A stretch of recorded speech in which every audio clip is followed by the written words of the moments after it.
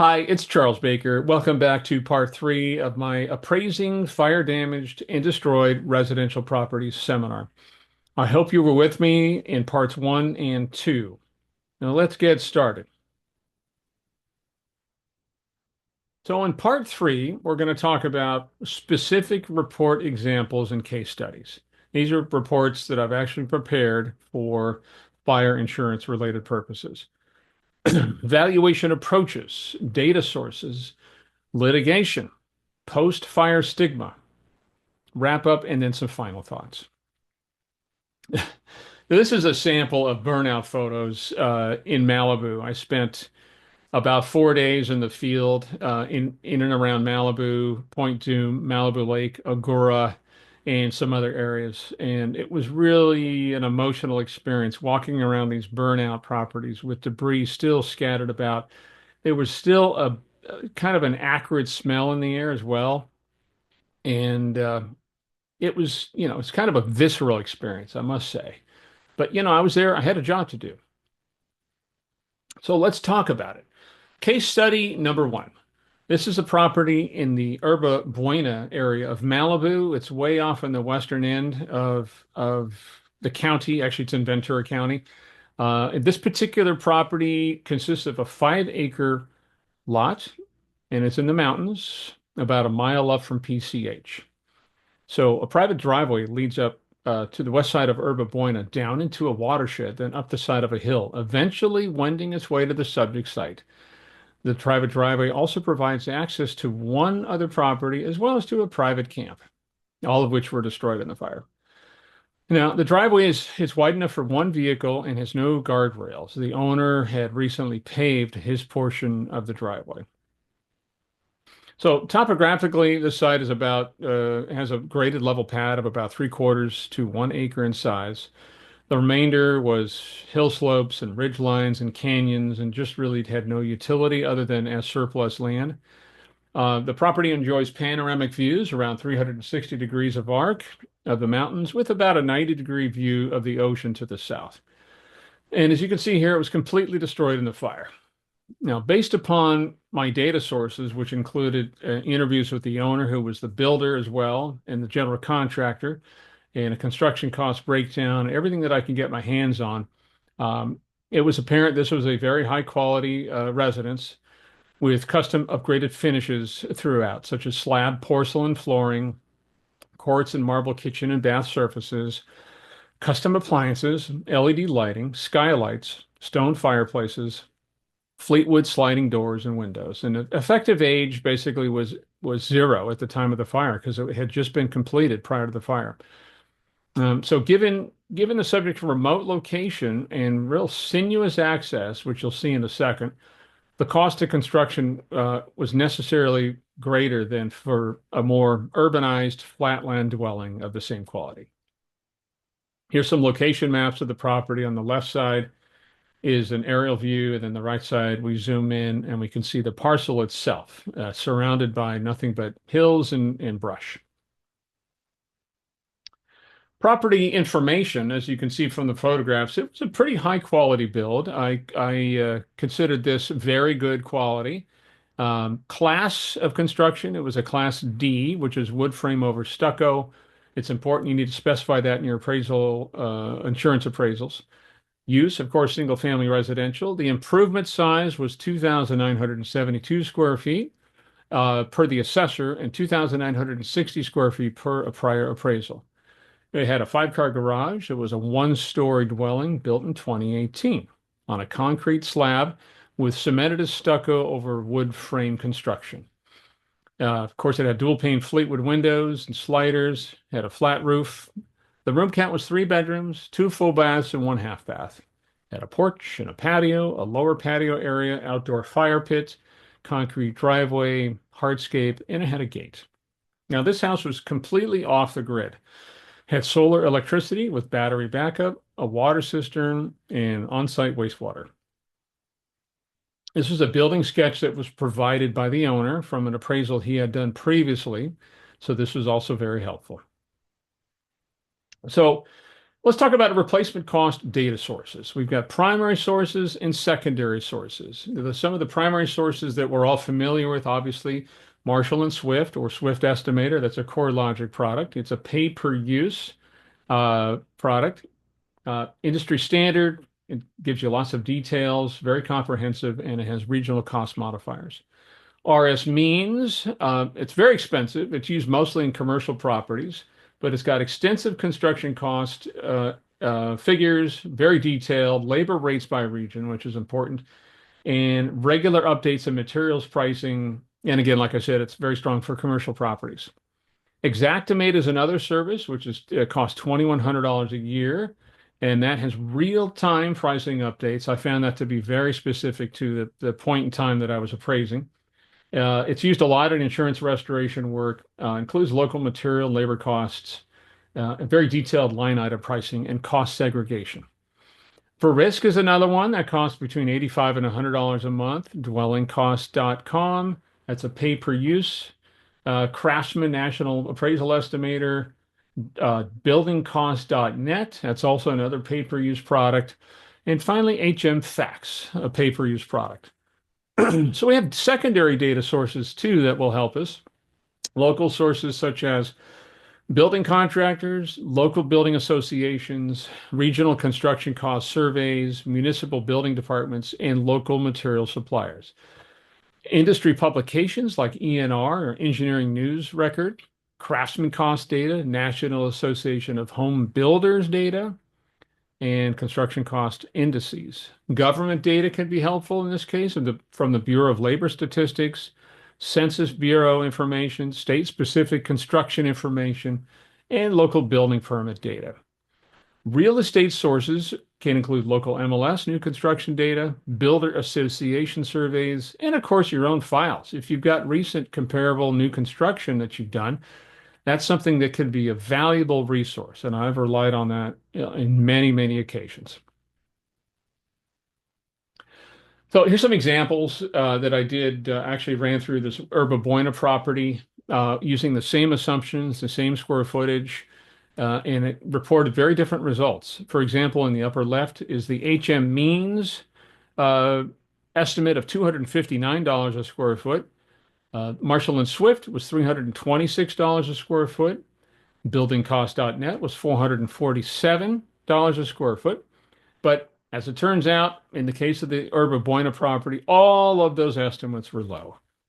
And it turns out, per cost approach, using the contractor estimate that I was provided, they were in excess of $500 a square foot when this property was built. And I was also provided with a construction forensic report, which was produced after the fire, and that was closer to $700 a square foot. So you can see that level of inflation that we saw pre versus post fire in replacement costs. So in this case, we had a valuation per cost approach. I concluded 1.426 million for the dwelling and the garage. It's attached. The site improvements I concluded at $350,000. The land I concluded to be worth $750,000. To my total property value per cost approach was $2,526,000. So then the next step is to do a market data approach. So in this case, I looked at 20 sales. I field inspected them. I pulled up whatever data I could find, aerial cartography, permit data, public records, MLS, and so on and so forth. Interviewed the brokers where that was possible. And these were all gathered from the subject's Malibu mountain area in Ventura and West Los Angeles counties, along with Yerba Buena, Encinal Canyon, Mulholland Highway, and Decker Canyon arteries. Of those, I selected 3 for further analysis and inclusion in the report, given their similarity with respect to location, site area, views, age, condition, square footage, and amenities. So sale number 1 was at 1172 Encinal Canyon. It was an 80-acre parcel, but only 3 acres of that was usable. It had panoramic mountain views with a peak ocean view, much less than the subject. The house was 2,822 square feet. And it had a 3+2 guest house. Also, it had a 10-horse stall barn with a pen and a riding arena. Sale number two was at 14959 Herba Buena Road, 5.32 acres in gross with a 1 acre usable pad. Had panoramic mountain views and a peak view of the Sherwood Valley off to the north. No ocean views at all in this case. The house was 5,200 square feet and had a three-car garage. Sale number three was at 10755 South Westlake Boulevard.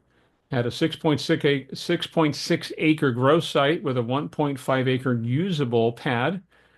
Had panoramic mountain views. The house was 7,480 square feet, brand new construction, and this was closer to city services. So my mean price per square foot per market data approach was $382. Now, of course, we know the contractor estimate was exceeded $500 a square foot, and they had the forensic analysis, which was closer to 700, but that was post-fire. So I ignored that. I focused on the pre-fire estimates. I concluded $500 a square foot for the subject. Now, multiply that by 2,960 square feet, and the result was $1,480,000 for the dwelling. I concluded site improvements at 350, land values at 750. So my market data approach conclusion was $2,580,000. Of course, my cost approach was 2,526, and I concluded $2,550,000 for this property on the day before the fire. Now, the owner of this property on Herba Buena had another appraisal that was done dated May of 2018, about 6 months prior to the fire. The value in that appraisal was 3.3 million. If you notice a few things here, the cost approach land value estimate was 1.5 million, or about double what mine was. Replacement cost was $225 a square foot versus $500 a square foot for mine. Which is interesting when you think about it. Obviously, the owner knew how much it cost to build the house. You would think that he would have communicated that with the appraiser, but apparently that didn't happen. Site improvements were valued at 500,000 versus 350 for mine. That's a difference of opinion. So the house was rebuilt and sold. It was completed. The rebuild was completed in 2019. It was then listed in 2020 for $6.885 million. It was basically rebuilt to the existing footprint of 2,972 square feet. Again, completely off-grid, solar powered with backup propane generator, a private well with three 5,000-gallon cisterns at this point. I think there was only one before. So what happened? Well, the price was reduced to 6.65 million, and then the listing was canceled. Well, it was relisted in 2024 for 5.995, then reduced to 5.495, and then 4.995, and then finally it was listed for $4.850 million. Well, it sold for 4.4 million. Which is, when you think about it, over the passage of time, it wasn't that far off what my original conclusion was. And in this case, the listing agent was Aaron Kerman in this case, who I happen to know. Case study number two. This is in the Point Dume neighborhood on Dume Road. So the subject site consists of it's an irregular shaped lot of about 51,000 square feet on the west side of Dume Drive. Topographically, the site is graded flat, about 2/3 of the way back, and then it slopes down to the rear property line. A peak ocean view is afforded from the rear patio and pool area. Based upon observations from a perusal of the area, in walking the property, I walked all the way through it, inspected it, took lots of photographs. The dwelling it wasn't destroyed, but it was extensively damaged. The detached guest house was completely destroyed. In fact, they ended up actually rebuilding this to the existing footprint using some of the existing framing. So you'll see that in just a second. This was a 3,067 square foot dwelling with a 1,200 square foot guest house, two-car garage. It was built in 1955 and had extensive side improvements, mostly softscape, gardens, and trees. You can see here we've got a location and some area maps here. On the left side is the pre-fire aerial view. Middle is the post-fire aerial view, and then over on the right is the zoomed out view of the whole Point Dume neighborhood. Now, this is the house post-fire. This is what it looks like. And as you can see, they sort of kept, it looks like they kept the same footprint, the same roof line, the same roof pitch. They opened up the living room a little bit, but it's just a beautiful, beautiful rebuild. It looks fantastic.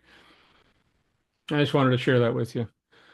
So I used dwellingcost.net for this analysis in the cost approach, and the result was $447.65 per square foot.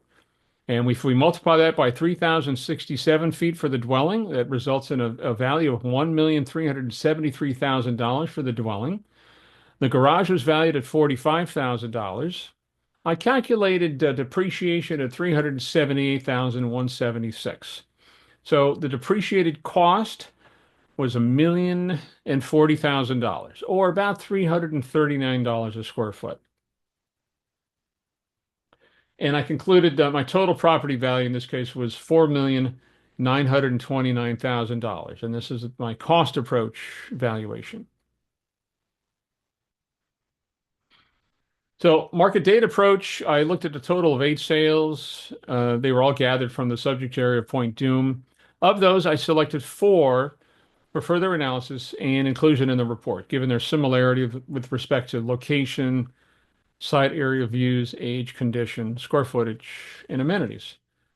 Sale number 1 at 7036 Grasswood Avenue. It sold for $3,155,000. Had an 11,400 square foot lot, which is very small by Point Dume standards. Flat topography, 3,168 square foot house built in 1972. There was no guest house. It did have a pool and a spa, pastoral views, but no ocean views to speak of. Sale number 2 was at 6539 Wandermere Road. Sold for $4.2 million. Had a 48,000 square foot lot with about 35,000 square foot flat usable pad. The dwelling was 2,765 square feet. The house was built in 1957. Had a 500 square foot guest house and pastoral views.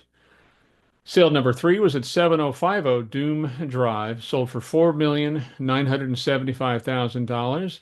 It had a 49,500 square foot lot. About 25,000 of that was flat. The dwelling was 2,991 square feet. It was built in 1971. Had pastoral and peak ocean views. And finally, sale number 4 was at 28392 Selfridge Drive. It sold for $5,850,000. Had a 43,000 square foot lot with about 40,000 of it flat. The dwelling was 1,965 square feet, built in 1956. Pastoral, peak ocean views. Minimal updates. Oh, this one had a Riviera beach key included. So the mean price per market data approach was $350 per square foot, which applied to the subject dwelling of 3,067 square feet equals $1,072,500. Miscellaneous site improvements were valued at $150,000. The guest house was valued at $240,000. And again, I valued the land at $3.5 million. So my total value indicator per market approach was $4,995,000. Now we know that my cost approach was $4,929,000. So I concluded $4,960,000 on the day before the fire. So case study number 3 is in the Malibu Park neighborhood to the northeast, of PCH. In this particular case, you can see the house was completely destroyed in the fires. Mostly flat lot. It had just a peak ocean view through the trees and through some wires.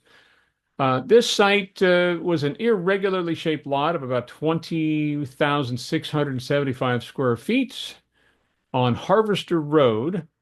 The site was mostly flat with a slight rise from south to north. The dwelling was 1,759 square feet, had a two-car garage built in 1971 on a slab foundation with wood siding, comp shingle roof, and it was average quality and condition. And this house was completely destroyed in the fire. There was nothing left.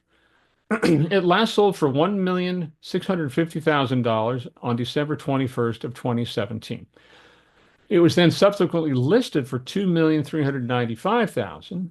Then it was reduced to $2,250,000, but then it was canceled after the fires. Here's a location map and a plat map of this property. On the left side, you can see it in the plat map, and then the area map of Malibu Park on the right. These are pre-fire photos of the subject. It's a nice ranch-style single-story home.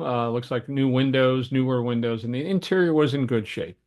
But it was not a very, very high quality. It was more average quality. So, according to dwellingcost.com, which is what I used for this analysis, the dwelling price per square foot is $392.74. Multiplied by 1,759 square feet equals $691,000 for the dwelling. The garage was valued at $105 a square foot for a total value of $42,000. I calculated about 20% depreciation on this property for a deduction of $146,500. Depreciated dwelling cost then was $552,664 or $314 per square foot. The depreciated garage cost was $83.34. Now, and my total property value per cost approach was $1,993,000. So in the market data approach, I used 5 sales. In this case, I analyzed a total of 8, but I included 5 because they were very similar with respect to location, site area, views, age, condition, square footage, and amenities. Sale number 1, 29737 Cuthbert Road, sold for $1,925,000, had a 24,700 square foot lot, of which 20,000 square foot was usable. It had ocean and mountain views. The house was 1,589 square feet, built in 1968. And it was up against the equestrian trails to the rear. Had a shared private driveway. Sale number 2 was at 29706 Baden Place. It sold for $2,740,000. It had a 17,927 square foot lot with about 15,000 square foot usable. Had peak ocean and coastline views. The dwelling was 2,420 square feet, built in 1961. Had a shared private driveway. It was closer to the bluffs and to the beach. And so sale number 3 is at 30081 Harvester Road. This one sold for $2,540,000. Lot size is 25,300 with about 25,000 square foot usable altogether. Had peak ocean and mountain views off to the front. The dwelling was 2,108 square feet. It was built in 2017 with a 387 square foot detached guest house. And sale number 4 is a 29623 Cuthbert Road. It sold for $3,225,000. Had a 63,600 square foot lot, of which about 35,000 square feet was usable. Had panoramic ocean, from a distance views and then mountain views. The dwelling was 2,169 square feet. It was built in 1955. Oh, and by the way, this was burned in the fire. Sale number 5 was at 29903 Harvester Road. It sold for $1,088,000. It had a 43,400 square foot lot, of which 25,000 square feet was usable. Had no views. The house was 1,539 square feet, built in 1956. It sold as a major fixer, and it burned in the fire. So maybe that was the best result there. Mean price per market data approach was $296 per square foot. And now what I did was I reconciled the replacement cost at $350 a square foot. And remember, this is actual cash value replacement cost, not replacement cost new. So if we take the 350 and multiply that by the 1,759 square foot dwelling, the result is $615,000. Site improvements and detached art studio were valued at 75,000. The garage was valued at 33,500. And as you saw before, the land value was reconciled at 1,332,000. So my total value per market data approach was $2,056,000. My cost approach value was $1,993,000. And I concluded $2,025,000 for this property. Oh, there's a little bit of a postscript here. Post fire, I discovered that this property sold as a vacant lot for $1,313,000 in August of 21, or about 32 months later. Now, a new dwelling, as you can see there, is in the process of being constructed. So if you go back to my estimate of $1,332,000 pre-fire versus $1,313,000 as of 21, it's a difference of 1.4%. I'll take it. It's always helpful to go back and do a little forensic analysis of your value estimates to see how close you were. And in this case, not bad. Here's just kind of, I'm going to throw this in there. It's a contractor rebuild estimate of a cottage plus numerous secondary structures. And if you look here, the dwelling was 2,000 square feet. The rebuild cost was $350 a foot. There was a tool shed with a cost of 75 bucks a foot, a studio, $200 a square foot, a guest room at 200, a bird sanctuary and a coop at 75 bucks a foot, a cupola at 125, and a barn at $200 a square foot. Those figures were then revised over on the left side. You'll see they're a little bit higher. Total proposed replacement cost was $1,620,000 for all of those improvements. Finally, case study number 4. This is a property in Malibu Park that I did for litigation. This property was on Morning View Drive. It's one of the most palatial estates in all of Malibu. It had a helipad, in fact, which was later abandoned. This property was built in 1989. So prior to the Woolsey fire, the subject was arguably the most lavish estate in Malibu. It was known as Villa Versailles. It was designed by Ron Firestone and completed in 1992. In fact, it was permitted prior to Malibu cityhood and would never have been approved today given its size, massing, and amount of non-impervious hardscape, the width of the driveway, the helipad, and so on and so forth. At the time of the fire, the house was in the process of a gut renovation. The original architectural styling was world class in the late 1980s and early 1990s, but as you can see, it would certainly be out of favor in the present day market. So this was a litigation case against Southern California Edison. I previously appraised it 3 times, once before the fire and then twice after the fire. The client in this case requested a value of the vacant lot with existing infrastructure and improvements, and an as-completed value of the dwelling that was destroyed in the fire under the hypothetical condition that it was still standing. And here's some photos of aerial view of the property before the fire, really quite palatial. And these are pictures on the right side after the fire. There's the footprint of the house, and then down below are the water features and the gardens. It was really, really a beautiful piece. So one thing we got to keep in mind is the definition of market value when we're doing casualty loss appraisals or sometimes litigation appraisals. In this case, the definition of market value per California Civil Code of Procedure Section 1263.310 and 320, compensation shall be awarded for the property taken. The measure of this compensation is the fair market value of the property taken.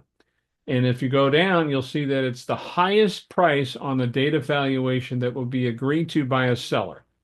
And I won't read the rest of it, but that's the definition that we have to use.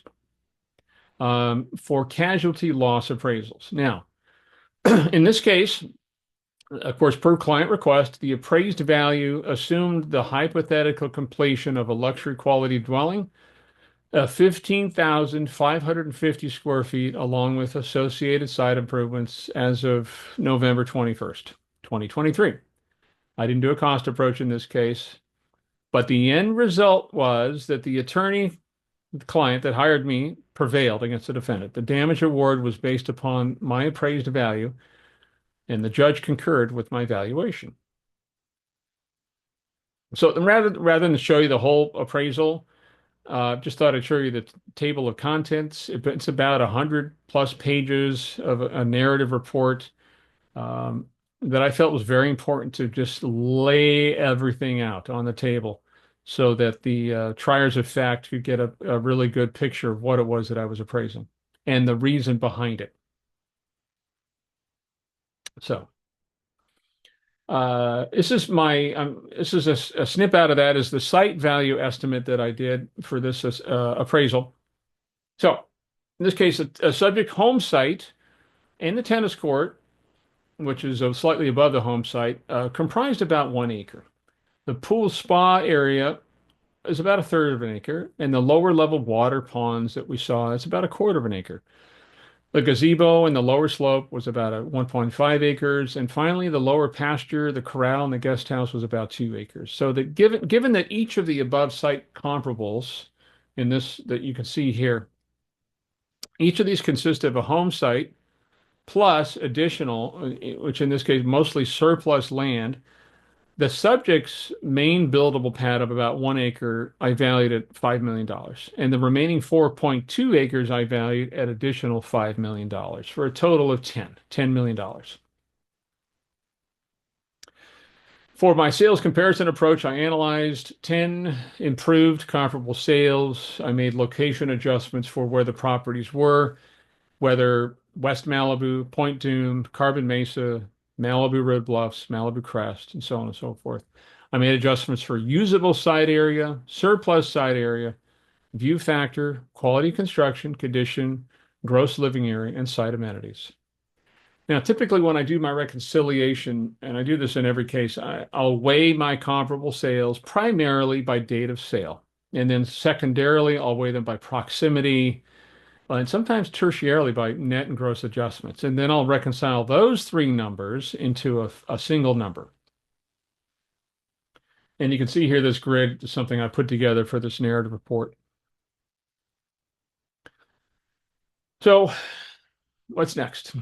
Well, the news has been filled with lawsuits, political maneuvering, blame game, investigations, stories of heartache and mass displacement, relocation, predictions about the future, and of course, people are getting to it. I mean, they're starting to deal with the aftermath of this, and they're getting busy, which is good. We know that there are lawsuits against SCE regarding the Eaton fire. Casey Jerry files a lawsuit on behalf of Isabel Gomez and William Armstrong. Wildfire Victim Advocates files a lawsuit on behalf of Stephen Setal and Angel Hill Setal. Bridgeford, Gleason, and Artinian, they filed a lawsuit on behalf of Jeremy Gersey. Edison itself is facing a class action shareholder lawsuit for assuring them that it could shut down power lines to reduce the risk of catastrophic damage. Well, didn't happen, did it? There's a wrongful death lawsuit that's been filed by attorney Ben Crump, representing the McClendon family. Oh, and so Los Angeles Department of Water and Power has approved a 3-year, $10 million contract with the law firm of Munger, Munger, Tolles, and Olson, a top LA firm. And this is to defend the utility over the Palisades fire, charging up to $1,975 per hour for legal work. And finally, found this interesting. Reality TV couple Heidi Montag and Spencer Pratt, they have sued the city of LA after losing their home in the Palisades fire. And they're joined by about 20 other property owners. Now, this map shows the location of canceled single-family listings immediately after the fire. These are properties that have been listed before the fire, and then these listings were all canceled. As you can see, there's quite a few there. This map shows current active and pending and sold listings. And this is over the past 3 weeks. When I first did this presentation on February 19th, there were 10 active listings. Now, as of March 7th, there are 41 active listings. We've gone from one under contract listing to nine. So we have nine under contract now. There was one pending sale. There still is only one pending sale. And there's still only two solds that have occurred since the fire. This is a lot sale. It's closed. And this is located just above the Alphabet Streets. This has views. It's on a bit of a ridge. It was listed for 2.895 million and sold for $3.1 million. And it was only on the market for 18 days. It comes with original plans. Now, this property last sold for $6,925,000 in June of 2019. So that puts the pre-fire value of the dwelling, if we look at the land sale that just occurred and subtract that from the previous sale, that gives us a value of $491 per square foot. This is a closed lot sale in the Highlands area. This was listed for $999,000 and it sold for $1,185,000 on the market for 14 days.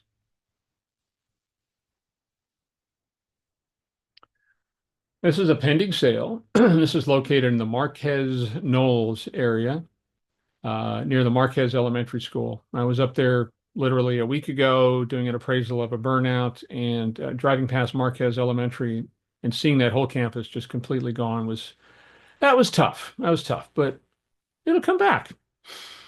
This property is listed for 1.3 million and it went under contract in 9 days. In this case, the lot's being sold as is. I don't believe there's been any environmental remediation done yet here.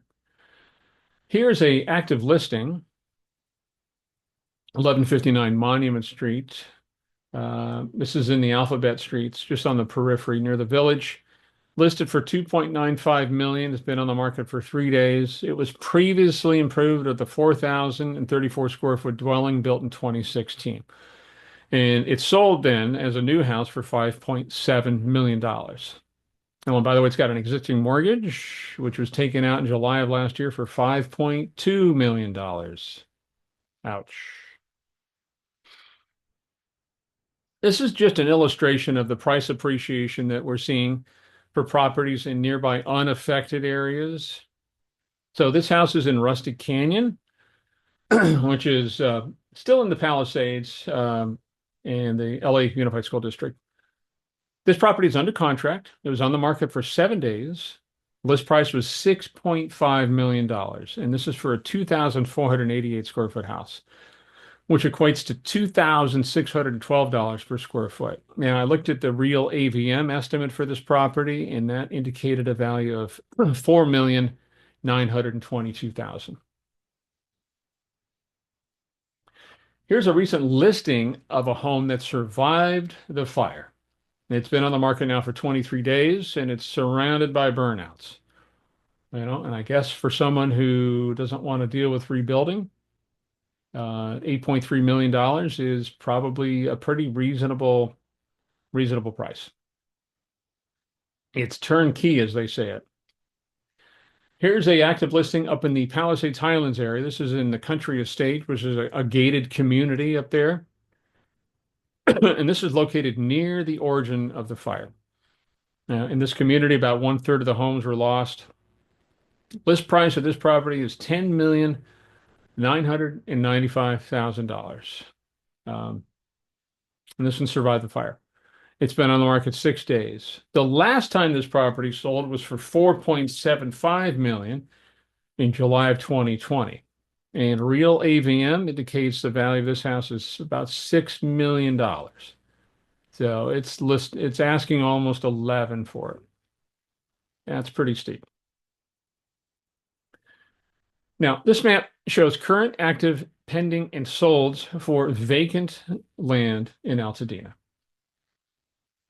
Now, currently, There are 35 active listings. There are 8 actives under contract, 8 pending sales, and 7 solds. Here are the latest sold listings. This is post-fire. There's been about 7 of them. All but one of these sold above asking price. The average price is 613,000. Average days on market is 6 days, and the average lot size is 9,155 square feet. Now, here's an example of a closed sale in Altadena. This one sold above asking price in 2 days.